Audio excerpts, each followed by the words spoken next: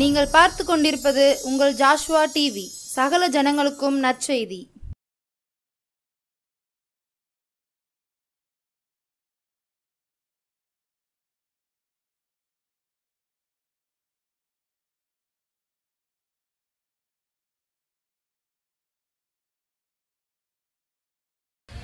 இந்த நல்ல காலையிலே கர்த்தர் வார்த்தை மதுரமானது. சொல்லுங்க, கர்த்தருடைய வார்த்தை தேனிலும் தெளித்தேனிலும் மதுரமானது. ஒரு பெரிய ஆழமான சத்தியத்தை உங்களுக்கு சொல்ல வந்திருக்கிறேன். அல்லேலூயா. ஒரு ஆழமான சத்தியத்தை உங்களுக்கு கைமாறி கொடுக்க வந்திருக்கிறேன். ஜெபத்தோடு இந்த காலையில் நம்ம ஆயத்தப்படுவோம்.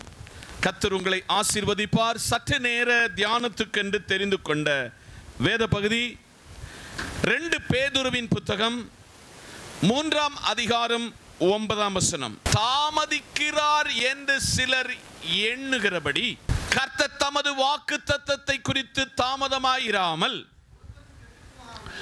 ஒருவரும் கெட்டு போகாமல் எல்லாரும் மனம் திரும்ப வேண்டும் என்று விரும்பி நம்மில் நீடிய பொறுமை உள்ளவராய் இருக்கிறார். கண்களை மூடுவோம், செபிப்போம். என் தாயின் கருவில் உருவாகும் முன்பதே என்னுடைய பெயர் சொல்லி அழைத்த நல்ல ஆண்டவரே, வார்த்தை உம்முடையது. வார்த்தையின் மறைபொருளை எங்களுக்கு வெளிப்படுத்தி தாரும். சுயம் வெளிப்படாதபடி காத்துக்கொள்ளும். ஜனம் எதிர்பார்ப்போடு வந்திருக்கிறார்கள். ஜனத்தோடு பேசும். இயேசுவின் நாமத்தில் ஜெபிக்கிறோம் நல்ல பிதாவே, ஆமென். என் நேசர் தாமதிப்பது இல்லை.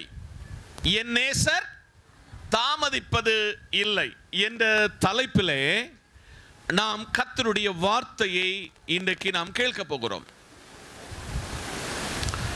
சர்ச்சினுடைய ஆராதனை நேரம் என்பது, நமக்குள்ள சபையினுடைய ஆராதனை நேரம் என்பது 8:30. எத்தனை?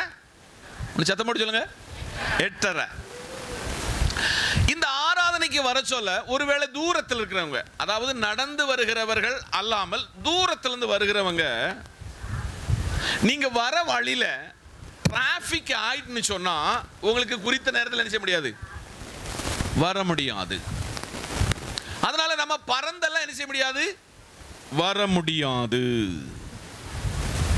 அதில் தாமதம் ஏற்படலாம். ஒரு பொருளை வாங்குவதற்காக நீங்க பிரயாசப்படுகிறீங்க, பணம் நமக்கு சரியா வரலனா அதுக்கு என்ன ஆகும், லேட் ஆகும். இப்படி பல காரியங்களில் சூழ்நிலைகளுக்கு நம்ம என்ன செய்ய முடியும், லேட் ஆவது வழக்கான. வாழ்க்கையே லேட் ஆகுத மாற்றிக்கொள்ளக்கூடாது என்பதை முகவுரையாக சொல்லுகிறேன். 2 பேதுருவின் புஸ்தகத்தின் எழுத்தாளன் ஒரு பெரிய ரகசியத்தை இந்த புஸ்தகத்தில் வைத்து நம்மோடு பேச போகிறார். தாமதிக்கிறார் என்று சிலர் எண்ணுகிறபடி கர்த்தர் தமது வாக்குத்தத்தத்தை குறித்து தாமதமாயிராமல் ஒருவனும் கெட்டு போகாமல் எல்லாரும் மனம் திரும்ப வேண்டும் என்று விரும்பி நம்மேல் என்னதான் இருக்காராம், நீடிய பொறுமையா இருக்கிறாரு. ரொம்ப கவனமா கேட்கணும். ஒரு பெரிய ஆழமான சத்தியம். இந்த காலையில் நீங்கள் கவனமாக இந்த வார்த்தைகளை கேட்க வேண்டும். போன வருஷத்துல ஏசப்பா வந்திருந்தா நம்மள எத்தனை பேர் பரலோகத்துக்கு போயிருப்போம். ஆனா இந்த வருஷம் அவர் வந்தா சிலர் தங்கள் வாழ்க்கையில ரொம்ப விஷயத்தை மாற்றிக்கொண்டார்கள். எல்லா வாரமும் எல்லா ஆராதனையிலும் கலந்து கொள்கிற உங்களுக்கு சில இடங்களில் என்ன வருகிறது, தடுமாற்றங்கள் வருகிறது. சில பாவங்களில் அவ்வப்பொழுது விழுந்து விடுகிறோம். ஆனால் வேதம் என்ன சொல்லுகிறது என்றால், வாக்குத்தத்தம் ஒன்றாவது தாமதிப்பதில்லை. என்னது? வாக்குத்தத்தம் தாமதிப்பதில்லை. வேதத்தை வாசிக்கும் பொழுது வேதம் சொல்லுகிறது, அவர் வாக்குத்தத்தத்தில் உண்மையுள்ளவரும் வாக்கு மாறாதவரும். தாமதிக்கிறார் என்று சிலர் எண்ணுகிறபடி கர்த்தர் தமது வாக்குத்தத்தத்தை ஏன் அவர் தாமதமாய் இராமல் இருக்கிறார்னு சொன்னா, ஒருவனும் கெட்டு போக கூடாது. ஆமென் சொல்லுங்க. ஒருவனும் கெட்டு போக கூடாது, எல்லாரும் மனம் திரும்ப வேண்டும் என்று அவர் நீடிய பொறுமையுள்ளவராக இருக்கிறார். அதனால வாக்குத்தத்தம் பண்ணினவர் அவர் ஏன் தாமதிக்கிறார் என்று ஒருவேளை நீங்க கேள்வி கேட்டக்கூடாது. இயேசு சொன்னார், நான் எப்படி போனேனோ அப்படி நான் இந்த பூமிக்கு வருவேன் என்று சொன்னார். நான் என்னதெல்லாம் உங்களுக்கு வாக்குத்தத்தம் பண்ணியிருக்கிறேனோ அதை உங்களுக்கு செய்வேன். வாக்குத்தத்தங்கள், புதிய ஏற்பாட்டில் பல வாக்குத்தத்தங்கள், இயேசு நேரடியா சொன்ன சில வாக்குத்தத்தங்கள் இந்த வேதத்துக்குள் இருக்கிறது. இந்த காலையிலே தேவனுடைய வசனம் சொல்கிறது, தாமதிக்கிறார் என்று சிலர் எண்ணுகிறபடி கர்த்தர் தமது வாக்குத்தத்தத்தை குறித்து தாமதமாக இருக்கவே மாட்டார். ஒரு வருடத்தில் ஒரு வாக்குத்தத்தம், ஒரு மாதத்தில் ஒரு வாக்குத்தத்தம், நீங்கள் அனுதின வாசிக்கிற வேதாகமத்துக்குள்ளே வாக்குத்தத்தங்கள் ஒவ்வொரு நாளும் உங்களுக்கு இருக்கும் பொழுது வாக்குத்தத்தம் சொன்னவர் அதை நிறைவேற்றுவார். இந்த 8 மாத அளவும் ஒவ்வொரு மாதத்தின் முதல் நாள் நமக்கு வாக்குத்தத்தம் வந்திருக்கிறது. வாக்குத்தத்தத்தை ஜெபத்தோடு உங்க கையிலே கைமாறி கொடுத்திருக்கிறேன். இந்த ஆண்டினுடைய ஒரு வாக்குத்தத்தம் இருக்கிறது. அதுவும் உங்கள் வீடுகளில், உங்கள் நிலைக்கால்களில், உங்க வீடினுடைய லிவிங் அறையில் அது தொங்குகிறது. அது அன்னைக்கு கேட்டதான். இன்னைக்கு வர வாக்குத்தத்தம் என்னன்னு கூட தெரியாதவங்க, இதுக்குள்ள மனப்பாடம் செய்யாதவர்கள் இருக்கிறீர்கள். ஆனால் அவர் சொன்னாரு, நான் வாக்குத்தத்தத்தில் உண்மை உள்ளவர், வாக்குத்தத்தத்தை தாமதிக்க பண்ண மாட்டேன், வாக்குத்தத்தத்தை நிறைவேற்றி காட்டுவேன். ஆதலால் இந்த வாக்குத்தத்தம் எல்லாருடைய வாழ்விலும் நிறைவேற வேண்டும் என்பதற்காக ஒருவனும் கெட்டு போக கூடாதபடிக்கு எல்லாரும் மனம் திரும்ப வேண்டும் என்று அவர் நீடிய பொறுமை உள்ளவராய் வாக்குத்தத்தத்தை கொடுத்து அவர் ஜனத்தை எதிர்பார்த்து கொண்டிருக்கிறார். ஒருவேளை 2023ஆம் ஆண்டு தேவனாகிய கர்த்தராயிருக்கிற கிறிஸ்து தான் சொன்ன வாக்குத்தத்தத்தின் படி அவர் வந்திருந்தால், நம்மளில் அநேகர் ஒப்புரவாகாதவர்கள், ரகசிய பகிரங்க பாவத்தில் ஈடுபட்டு இருக்கிறவர்கள் பரலோகத்திற்கு போகாமல் போயிருப்பாங்க என்று சொல்லி இன்னைக்கு காலையில கர்த்தர் உங்களுக்கு தெளிவுபடுத்தி, வாக்குத்தத்தம் நிறைவேறணும்னா நம்ம வாழ்வில் ஒன்று, தேவ சமூகத்தில் நீங்கள் அறிந்திருக்க வேண்டியது, வாக்குத்தத்தத்தை விசுவாசத்தோடு நிறைவேற்றுகிறவரை விசுவாசிக்க வேண்டும். இரண்டாவதாக அந்த இடத்துல என்ன சொல்லுகிறான், ஒருவனும் இந்த வாக்குத்தத்தத்தை நான் சொன்னது அவனுக்கு பொய்யா இருக்கக்கூடாதுன்னு சொல்லி அவன் கெட்டு போகக்கூடாது. அவன் தேவ சமூகத்தில் மனம் திரும்பி அவன் யதாஸ்தானப்பட்டு என்னிடத்தில் வர வேண்டும். அதில் ஒன்றாவது, சபையோடு கர்த்தர் சொல்லுகிறார், வாக்குத்தத்தத்தை அவர் தாமதிக்க பண்ணவே தாமதம் பண்ணாத ஒரு தேவன் நம்முடைய தேவன். ஒருவேளை வாக்குத்தத்தத்தை நிர்விசாரமாய் இவ்வளவு நாள் நீங்கள் எண்ணி இருக்கக்கூடும். அது என்ன, அந்த வாக்குத்தத்தம் என்னன்னு கேள்வி கேட்டிருக்க கூடும். பல இடத்துல வாக்குத்தத்த கூட்டங்கள் வேண்டுமா என்ற கேள்விகள் எல்லாம் எழுப்புவார்கள். ஆனால் வேதம் சொல்லுகிறது, அவர் வாக்குத்தத்தத்தில் உண்மையுள்ளவர். இஸ்ரவேல் ஜனங்களோடு அவர் வாக்குத்தத்தத்தில் ஒரு உடன்படிக்கை பண்ணினார். நீங்கள் உங்கள் தேசத்தையும் உங்கள் இருக்கிற இந்த இடத்துல இருக்கிற உங்களுடைய நெருக்கத்தை எல்லாம் விட்டு நான் உங்களுக்கு ஒரு தேசத்தை தருவேன், அந்த தேசத்தில் உங்களை ஆசீர்வாதமா வைப்பேன், அந்த தேசம் பாலும் தேனும் ஓடுகிற தேசம் என்று சொன்னார். அந்த வாக்குத்தத்த தேசத்துக்கு ஒருவேளை 6 லட்சம் பேர் கடக்காவிட்டாலும் 2 பேரை கடத்தி விட்டார். அந்த தேசத்தினுடைய வேவு வாப்பதற்காக பலரை அனுப்பின பொழுது 2 பேரும் நல்ல ஸ்டேட்மெண்ட் கொடுத்தாங்க. ஸ்டேட்மெண்ட் கொடுத்த 2 பேரும் அதுக்குள்ள பிரவேசித்தாங்க, கரங்களை தட்டி. ஆதலால் வாக்குத்தத்தம் தாமதிப்பதில்லை. என்ன வாக்குத்தத்தம் உங்களுக்கு கொடுத்திருக்கிறாரோ அதை உங்களுக்கு அவர் நிறைவேற்றி காட்டுவார். என் வாழ்க்கையில அனுதினமும் சொல்ல முடியும், அவர் வாக்குத்தத்தத்தில் உண்மையுள்ளவராய் வாக்கு சொன்னதை என் வாழ்வில் நிறைவேற்றி காட்டி இருக்கிறார். அந்த கர்த்தர் சொல்கிறாரு, நான் என் வாக்கு தத்தத்தை, ஆமென் சொல்லுங்க, ஏன் உங்களுக்கு தாமதமாகாமல் உங்களுக்கு செய்ய வேண்டும் என்று விரும்புகிறேன் என்றால், நான் சொன்னதை செய்து காட்டுகிற கர்த்தர், ஆமென் என்பதை நீங்கள் மறந்துவிடக் கூடாது. இரண்டாவதாக எபிரேயர் 10ஆம் அதிகாரம் 36, 37 வசனத்தை திருப்பிக் கொள்ளுங்கள். நீங்கள் தேவனுடைய சித்தத்தின்படி செய்து வாக்கு பண்ணப்பட்டதை பெரும்படிக்கு பொறுமை உங்களுக்கு வேண்டியதா இருக்கு. வருகிறவர் இன்னும் கொஞ்ச காலத்தில் வருவார், தாமதம் பண்ணார். எல்லாரும் கொஞ்சம் கவனிங்க, கொஞ்சம் ஆழமான சத்தியம். வேதாகமத்தை முழுமையாக சாத்தான் விரும்பல. அதிலும் ஆதியாகம புஸ்தகத்தையும் வெளிப்படுத்தல் விசேஷத்தையும் அவன் அதிகமாக வெறுக்கிறான். ஆனால் ஆதியாகமம் தேவனுடைய அரங்கேற்றத்தை வெளிப்படுத்துகிறது. வெளிப்படுத்தின விசேஷம், அவர் மறுபடி ஜனத்தை வந்து தம்முடைய ராஜ்யத்துக்களாக ஜனங்களை சேர்த்துக் கொள்ள போகிறார். இதுவும் சாத்தானுக்கு பிடிக்காத ஒரு காரியம். அவர் வருகையை குறித்து சபைகளில் இன்றைக்கு பேசுகிற வார்த்தைகள் குறைந்து கொண்டிருக்கிறது. உலகத்தில் வீடு கட்டணும், ஆடி கட்டணும், வேலை வாங்கணும், பிள்ளைகளுக்கு கல்யாணம் பண்ணி கொடுக்கணும், இப்படி பல ப்ராஸ்பரிட்டியான பிரசங்கங்கள் சபைகளில் தலைத்து ஓங்குகிறது. ஆனால் சத்தியம் பேசுகிற ஊழியக்காரனும் சத்தியம் பேசுகிற ஊழியம் செய்கிறவனும் இன்றைக்கு அங்கீகரிக்கப்படவில்லை. ஆனால் இந்த காலையிலே வேதம் சொல்கிறது, இரண்டாவதாக கர்த்தர் வருகையை தாமதிப்பதில்லை. கர்த்தருடைய வருகையை தாமதிப்பதில்லை. இயேசு சொன்னார், அவருடைய வருகையின் நாட்களின் அடையாளங்கள் என்னவென்றால் யுத்தங்களும் யுத்தங்களின் செய்திகளும். ராஜ்யத்தோடு யுத்தம் பண்ணும், சமாதானம் இல்லாமல் போய்விடும், கொள்ளை நோய்கள் உண்டாகும், பூமி அதிர்ச்சிகள் உண்டாகும் என்று இயேசுவினுடைய வருகையின் அடையாளத்தை குறித்து அவர் சொன்னார்.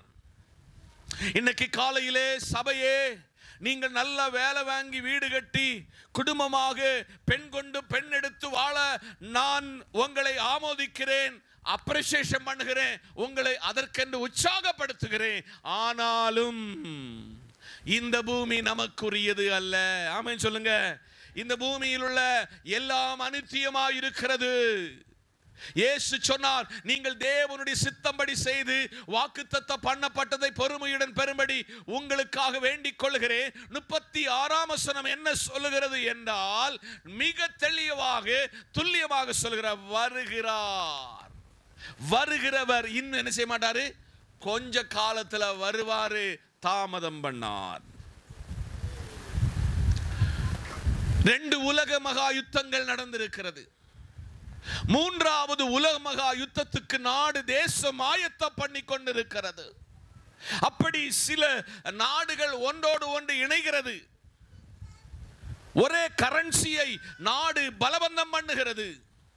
ஒரு ராஜாவுக்கு கீழே தேசம் வரும் என்று சொல்லப்பட்டிருக்கிறது. ஆனால் இந்த காலையிலே கர்த்தருடைய ஆவியானவர் சொல்லுகிறார், அவருடைய வருகை தாமதம் பண்ணுகிறது மாதிரி உங்களுக்கு தோணும். அவர் ஏன் வரலன்னு சொல்லி ஒரு கேள்வி கேட்கலாம். எல்லாரும் மனம் திரும்ப வேண்டும், எல்லாரும் ரட்சிக்கப்பட வேண்டும், எல்லாரும் தொழுவத்துக்குள்ள வர வேண்டும் என்று பரிசுத்த ஆவியானவர் தாமதம் பண்ணி இருக்கிறார். இனி அவர் தாமதம் பண்ணார். ஜியோகிராஃபி படிச்சிருக்கிறவங்களுக்கு உங்களுக்கு நல்லா தெரியும், பூமியினுடைய ஒரு பர்டிகுலர் ஏரியா வரதான் இந்த மண்ணும் தண்ணியும் இருக்கு, கற்பாறையும் இருக்கிறது. ஒருவேளை நீங்கள் நினைக்கிற வண்ணமாக தங்கமும் வைடூரியமும் எல்லாம் இந்த பூமிக்குள்ள இருக்கிறது. ஆனால் அந்த இடம் தாண்டி பூமியினுடைய உள்பகுதி என்ன ஜியோகிராஃபி படிச்சிருக்கோம்னு சொன்னா, பூமிக்கு அடியில ஒரு லார்வா போன்ற ஒரு திரவியம் பூமிக்குள்ள என்ன செய்து கொண்டிருக்கிறது, அது சுற்றி கொண்டிருக்கிறது. சில இடங்களில் அது எரிமலையாக கொப்பளித்து வெளியே சாடுகிறது. இந்த பூமியை குறித்து இயேசு என்ன சொல்ல இருக்கிறார் என்றால், இந்த பூமி வெந்துருகி போகும். இன்றைக்கு காண்கிறதான அழகான கர்த்தருடைய சிருஷ்டி ஒரு நாள் வெந்து உருகி போய்விடும் என்று ஆவியானவர் சொல்லுகிறார். ஆதலால் அவர் வரப்போகிறார். அவர் வருவதற்காக சபையை ஆயத்த பண்ண வேண்டியது ஊழியக்காரனுடைய பொறுப்பு. இன்றைக்கு இதெல்லாம் மாறி சபைகளுக்குள்ளே நடனம், சபைகளுக்குள்ளே சினிமா, சபைகளுக்குள்ளே தேவனுக்கு பிரியமற்ற காரியங்கள் சபையிலே நடந்து கொண்டிருக்கும் பொழுது சபையோடு கர்த்தர் பேசுகிறார், சபையே நீ தேவனுடைய வருகைக்காக உன்னை ஆயத்தப்படுத்த வேண்டும். உன்னுடைய பரிசுத்தத்தை தேவ சமூகத்திலே காத்துக்கொள்ள வேண்டும். உன்னுடைய ரட்சிப்பை காத்துக்கொள்ள வேண்டும். உன்னுடைய விசுவாசத்தை காத்துக்கொள்ள வேண்டும். உன்னுடைய பரிசுத்த வாழ்க்கையை காத்து கொள்ள வேண்டும். அவர் வருகிறது தாமதம் பண்ணார், அவர் சீக்கிரம் வரப்போகிறார். இன்னைக்கு வருகையை குறித்ததான பிரசங்கங்கள் சபைகளில் இல்லாமல் போய் பிராஸ்பரிட்டியினுடைய செழிப்பினுடைய பிரசங்கம் சபைக்குள்ளே வந்து 10 ரூபா கொடுத்தா 1000 ரூபா திருப்பி கொடுப்பார் என்று பிரசங்கிக்கிற காலத்தில் இந்த சத்தத்தை கேட்கிற சபையோடு சொல்லுகிறார், என் இயேசு வருவதற்கு தாமதம் பண்ணார், அவர் வரப்போகிறார். சபை அதற்கு ஆயத்தப்பட வேண்டும். 10 கன்னிகைகளை குறித்து, மணவாளனுடைய வருகையை குறித்து இந்த 4 சுவிசேஷத்தில் சொல்லப்பட்டிருக்கிறதே. வெளியரங்கமாய் 10 பேரும் கன்னிகைகள் தான் இருந்தாங்க. வெளியரங்கமாய் 10 பேருடைய தீவட்டி இருந்தது. இவங்க நித்திரைக்குள்ள போயிட்டாங்க. நம்ம எல்லாம் அடிக்கடி நித்திரைக்கு போறது மாதிரி. திடீரென்று மணவாளன் வந்தார். 10 பேர் எந்திரிச்சாங்க. 10 பேர்ல 5 பேர் ஆயத்தம் பண்ணப்பட்டவர்கள் மணவாளனுடைய அந்த மணவறைக்குள்ளே பிரவேசித்தார்கள். 5 பேர் கைவிடப்பட்டார்கள். ஒருவேளை திருச்சபையே, சபைக்கு நீங்க முன்ன நிற்கிறீங்க, சபைக்கு நல்ல கொடுக்கிறீங்க, ஒருவேளை வெளியரங்கமாய் உங்களுக்கு ஒரு நல்ல சாட்சிகள் இருக்கிறது, சந்தோஷம். ஆனால் புத்தி உள்ள கன்னிகைகள்கிட்ட இருந்தது தீவட்டியும் எண்ணெயும். ஆமே, என்ன இருந்துச்சு? தீவட்டியும் எண்ணெயும் இருந்தது. இந்த எண்ணெயை குறித்து 2 வியாக்கியானம் உங்களுக்கு சொல்கிறேன். நம்பர் 1, பரிசுத்த ஆவியானவர். ஆமென், அல்லேலூயா, அல்லேலூயா. இந்த எண்ணெய் இருக்கிற இடத்துல தான் தீவெட்டி எரியும். ஆமென்.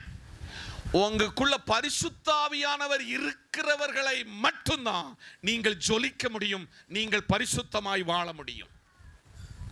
ஆதலால் 10 பேர் உள்ள போயிட்டாங்க, 5 பேர் உள்ள போயிட்டாங்க, 5 பேர் கைவிடப்பட்டார்கள்.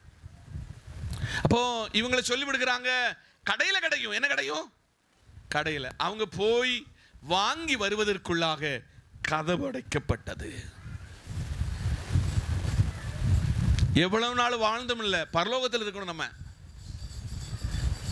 அப்பா காலத்துல நாங்க கிறிஸ்தவங்க, சர்ச்சையும் கோபுரத்தையும் நாங்க தான் கட்டணும். எங்க தாத்தா தான் இடம் கொடுத்தாரு, சந்தோஷம்.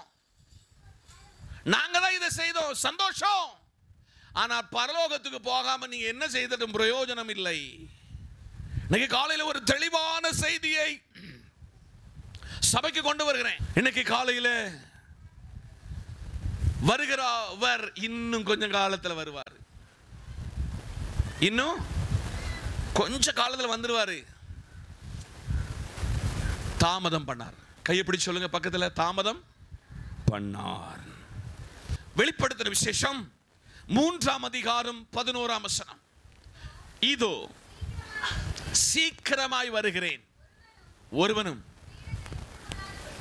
உனக்குள்ளதை கொண்டிரு. கரங்களை தட்டி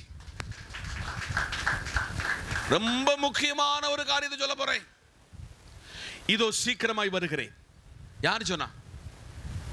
இயேசு சொன்னார். ஒருவனும் உன் கிரீடத்தை என்ன செய்யக்கூடாது. இப்போ நான் அதை என்ன சொல்றேன்னா, உங்க ரட்சிப்பை இழந்துடக்கூடாது, உங்க பரிசுத்தத்தை. இப்போ இங்க எல்லாம் மாஸ்டர் டிகிரியும் படிச்சவங்க இருக்கிறீங்க. உங்களுக்கு டிகிரி சர்டிபிகேட் தர சொல்ல உங்களுக்கு ஒரு பட்டமளிப்பு உண்டாகும், விழா உண்டு. என்ன உண்டு? பட்டமளிப்பு விழா. அந்த பட்டமளிப்பு விழாவில் உங்க தலையில் என்ன வைப்பாங்க? ஒரு கேப் வைக்கப்படும். அது நீங்க உங்க சர்டிபிகேட் வாங்குவதற்கு முன்ன இங்க ஒன்று தொங்கும். எங்க தொங்கும்? இங்க இப்படி தொங்குங்களா? உங்க கையில் சர்டிபிகேட் வந்து கழிஞ்சு அது என்ன செய்யும்? டர்ன் பண்ணப்படும். அதுக்குள்ள கடந்து போனவர்கள் நீங்க ரொம்ப பேர் இருக்கிறீங்க. ஆனால் வேதம் சொல்கிறது, இதோ நான் சீக்கிரமாய் வருகிறேன், ஒருவனும் கிரீடத்தை என்ன செய்யக்கூடாது? எடுத்துக்கொள்ள கூடாதபடிக்கு. உனக்குள்ளதை எனக்கு என்னதான் இருக்கணுமா? அல்லேலூயா. நல்லா புரிஞ்சுக்காங்க. என்னைக்கு வர இந்த பூமியில வாழ்கிறோமோ அன்னைக்கு வர அவருடைய வருகைக்காக நம்முடைய பரிசுத்தத்தை காத்துக்கொண்டே வர வேண்டும். அது ஒரு பெரிய கிரீடம். அல்லேலூயா, அல்லேலூயா. உங்க விசுவாசம் கூட குறைஞ்சிருக்கலாம், ஆனா பரிசுத்தம் மட்டும் என்ன செய்யக்கூடாது? அல்லேலூயா. உங்க விசுவாசம் கூட குறைஞ்சு சிலவங்களுக்கு கூடி இருக்கு, குறைஞ்சிருக்கும். ஆனா அதை விட பிரதானமானது பரிசுத்தம் என்கிற கிரீடம் ஒருவனும் எடுத்துக்கொள்ளாதபடிக்கு அதை பற்றி கொள்ள கர்த்தர் உங்களை அழைக்கிறார். இன்னி ஒருவர் வெளிப்படுத்தல் விசேஷம் 22:7, இதோ சீக்கிரமாய் வருகிறேன், இந்த புஸ்தகத்தில் உள்ள தீர்க்க தரிசன வசனங்களை கை கொள்ளுகிறவன் கரங்களை தட்டி. இந்த புஸ்தகத்தில் என்ன தீர்க்க தரிசனம் எழுதியிருக்கிறது தெரியுமா? ஒரு கன்னிகை கர்ப்பவதி ஆவாள். ஒரு கன்னிகை கர்ப்பவதி ஆவாள். சொன்ன தீர்க்க தரிசனம் கன்னி கர்ப்பவதி ஆனாள். அல்லேலூயா. இந்த மனுஷனை இரத்தத்தினாலே மீட்டுக் கொள்வார். குற்றமற்ற மாசற்ற பழுதற்ற இரத்தத்தினாலே மீட்டுக் கொள்வார். அந்தகாரத்தில் இருந்த ஜனம் வெளிச்சத்துக்குள்ளே வந்தார்கள். இன்னைக்கு காலையிலே இந்த புஸ்தகத்தில் சொல்லப்பட்ட தீர்க்க தரிசன வரங்கள் எல்லாம், வார்த்தைகள் எல்லாம், வசனங்கள் எல்லாம் கை கொள்ளுகிறவன். ஆமென். வெளிப்படுத்தல் விசேஷம் 1ஆம் அதிகாரத்தை வாசிக்க சொல்ல, இந்த தீர்க்க தரிசன வசனத்தை வாசிக்கிறவன், கேட்கிறவன், கை கொள்ளுகிறவன். இன்னைக்கு உலகத்தில் உள்ள பாஸ்டர்ஸ் ரொம்ப பேரு பொய் தீர்க்க தரிசனம், பிழைப்புக்கான தீர்க்க தரிசனம். ஆனால் இந்த தீர்க்க தரிசனம் சொல்லுகிறவனும், இந்த வேதத்தை தீர்க்க தரிசனமாய் எடுத்து உரைக்கிறவனும், ஒருவேளை பூமியில் அங்கீகரிக்கப்படாவிட்டாலும், ஊர்ல அங்கீகரிக்கப்படாவிட்டாலும், பரலோகத்தில் அவன் அங்கீகாரத்தை பெறுவான். ஆமென் சொல்லுங்க. அல்லேலூயா. ஆனபடியினால கர்த்தருடைய வருகை தாமதிப்பதில்லை. வெளிப்படுத்தல் விசேஷம் 22 அதனுடைய 12 வாசிங்க பார்ப்போம்.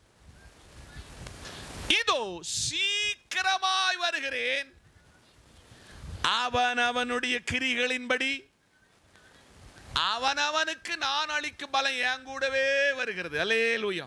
ரொம்ப முக்கியமானது. எல்லாரும் என்ன கவனிங்க, வாசிச்சவங்கள் எல்லாம் கவனிங்க. இதோ நான் சீக்கிரமாய் வருகிறேன்.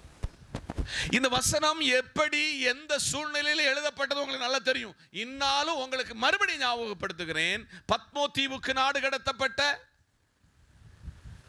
எங்க பார்த்தாலும் எலும்புக்கூடு மட்டும் இருக்கிற இடத்துல யோவானை கொண்டு போட்டாச்சு.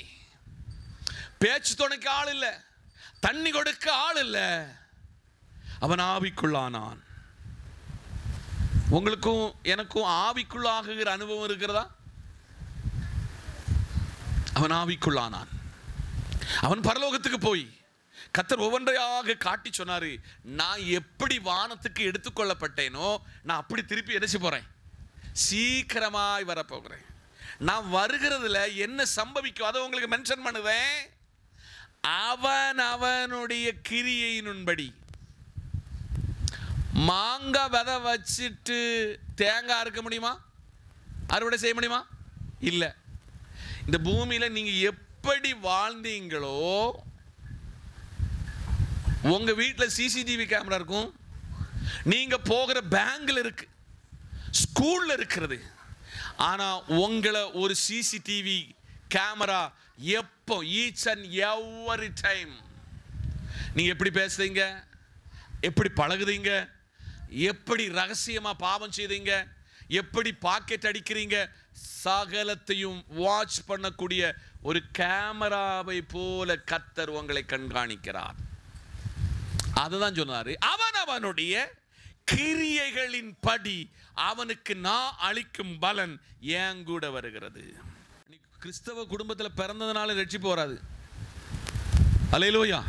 எங்க அண்ணன்மார் ஊழியம் செய்தாங்க, நானும் அப்படியா பெயரோம்னு யாரும் ரெக்கமெண்டேஷன் பெயர முடியாது. ரட்சிக்கப்பட்டவனுக்கு மட்டும்தான் பரலோகம். ஹலோ, ரட்சிக்கப்பட்டவனுக்கு மட்டும்தான் பரலோகம். அப்போஸ்தலர் நடபடிகள் 4:12 ஒரு ஆள் வாசிக்க. அவரை அன்றி வேறொருவராலும் ரட்சிப்பில்லை, நாம் ரட்சிக்கப்படும்படிக்கு வானத்துக்கு கீழங்கும் மனுஷருக்குள்ளும் அவருடைய நாமமே அல்லாமல் வேறொரு நாமம் கட்டளைப்படவில்லை என்றான். ஆமென், அல்லேலூயா. அவராலே அன்றி. அப்ப ரட்சிப்பு யாரால? ஏசப்பா மட்டும்தான் ரட்சகர். ஆமென். இன்னைக்கு காலையில அவர் உங்க உள்ளத்தில் இருக்கிறாரா? அந்த ரட்சிப்பு என்ன செய்யாதான்? தாமதிப்பதில்லை. இன்னைக்கு காலையில கர்த்தரிடத்தில் கேளுங்க, கர்த்தாவே அந்த ரட்சிப்பு எனக்கு இல்லைன்னா இன்னைக்கு உங்களுக்கு ஒரு வாய்ப்பு, ஒரு ஆப்பர்ச்சுனிட்டியை கர்த்தர் தாராரு. நான் ரட்சிக்கப்படணும், நான் மனம் திரும்பணும், நான் ஒன்றான மெய்தேவனையும் அவர் அனுப்பின குமாரனை விசுவாசிக்கணும். விசுவாசிக்கிறவனே ரட்சிக்கப்படுவான். அல்லேலூயா. சங்கீதம் 40:17, நான் சிறுமையும் எளிமையுமானவன், கர்த்தரோ என்மேல் நினைவாயிருக்கிறார், தேவரீர் என் துணையும் என்னை விடுவிக்கிறமாயிருக்கிறீர், என் தேவனே கரங்களை தட்டி. சங்கீதக்காரனுடைய ஒரு அழுகையின் குரலாகும். எத்தனை பேர் சொல்ல போறீங்க? நான் சிறுமையும் எளிமையுமானவன், கர்த்தரே என்னை நினைவாயிருக்கிறார், தேவரீர் என் துணையும் என்னை விடுவிக்கிறவருமாயிருக்கிறீர், தேவனே தாமதியாயிரும். அதனால தன் பாவங்களை மறைக்கிறவன் வாழ்வடைய மாட்டான். இயேசு பாவத்தெல்லாம் மன்னிச்சுட்டான், அவர்கிட்ட ஒப்புரவாகிறவன் ரட்சிக்கப்படுவான். ரட்சிப்பு தாமதமாகாது. தமஸ்குரு பட்டணத்தில் கமாலினுடைய பாதத்தில் நியாயப்பிரமாணத்தெல்லாம் கற்று தேர்ந்தவன் ஊழியக்காரங்களை கல்லறிய ஓட சொல்ல அவனுக்கு ஒரு ரட்சிப்பு தமஸ்குரு பட்டணத்தில் வந்தது. அவன் சொல்லுகிறான், லாபமான எல்லாவற்றையும் கிறிஸ்து இயேசுவை அறிகிற அறிவுக்காக நஷ்டமாக. கப்பல் வேண்டாம், படிப்பு வேண்டாம், சன்னத்திரிய சங்கத்தினுடைய உறுப்பினர் வேண்டாம், நான் கர்த்தருக்காக வாழ வேண்டும். அதுக்காக சபையை கர்த்தர் எழுப்புகிறார். சபையே, நீங்க ஞாயிற்றுக்கிழமை வருகிற ஒவ்வொரு நாளையும் ஜனம் பார்த்து கொண்டிருக்கிறது.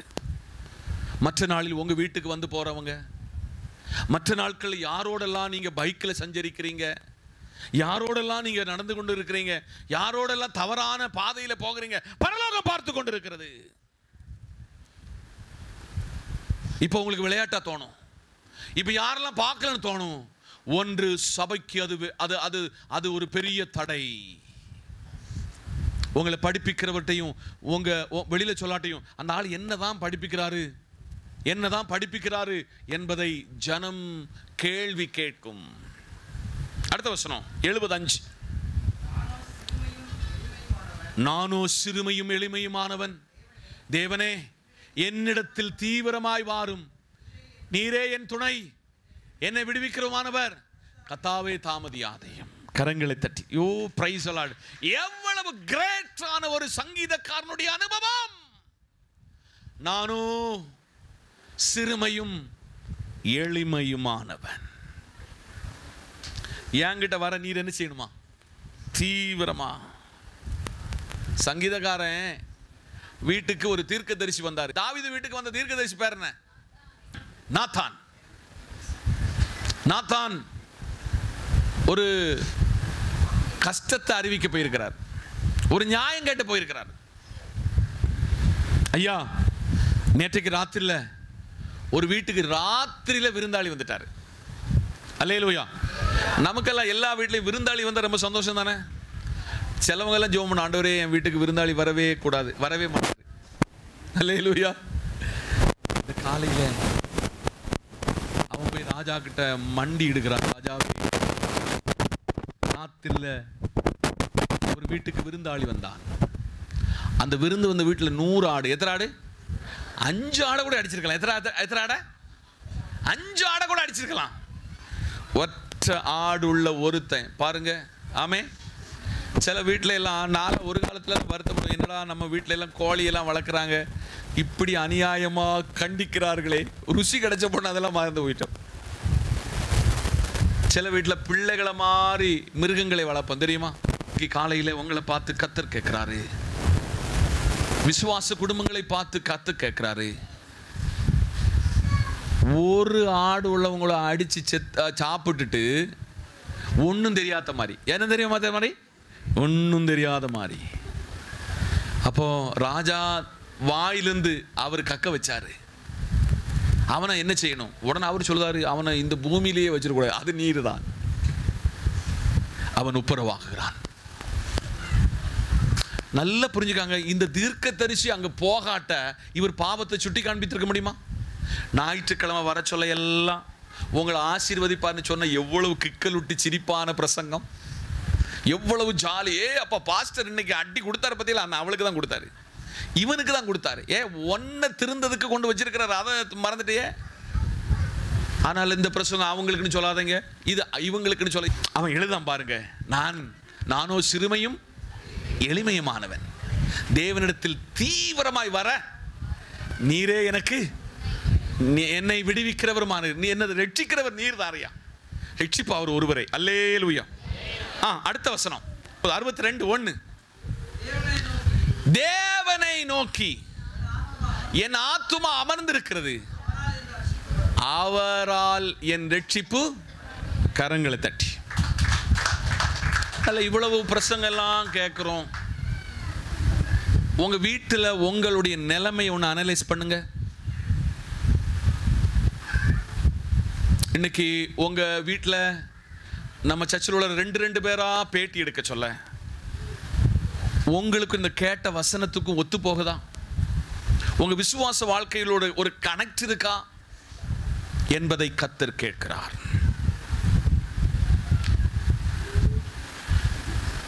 தெனாலிராமனுடைய கதை கேட்டிருக்கிறீங்களா? தெனாலிராமன் எல்லாரையும் சிரிக்க வைப்பான். ஒரு நாள் அவங்ககிட்ட தனியா கூப்பிட்டு கேட்டாங்க, எல்லாரையும் சிரிக்க வைக்கையே உன் லைஃப் எப்படி இருக்கு? அவன் சொல்லுகிறான், நான் எல்லாரையும் சிரிக்க வைப்பேன், நான் உள்ளத்தில் அழுகிறேன்.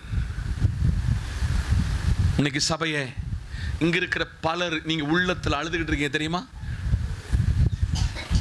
வெளியில வேஷம் போட்டு குடும்பக்காரங்க கண்டறக்கூடாது, கணவன் கண்டறக்கூடாது, மனைவி கண்டறக்கூடாது, பிள்ளைகள் கண்டறக்கூடாதுன்னு வெளியில நடிச்சு நீங்க சிரிக்கிறீங்க, ஆனா உள்ளத்துல அழுக. காரணம் என்னன்னா, உங்களுக்குள்ள ஒரு பூரண ரட்சிப்பு வரலன்னு அர்த்தம். ஒரு பூரண ரட்சிப்பு வரல.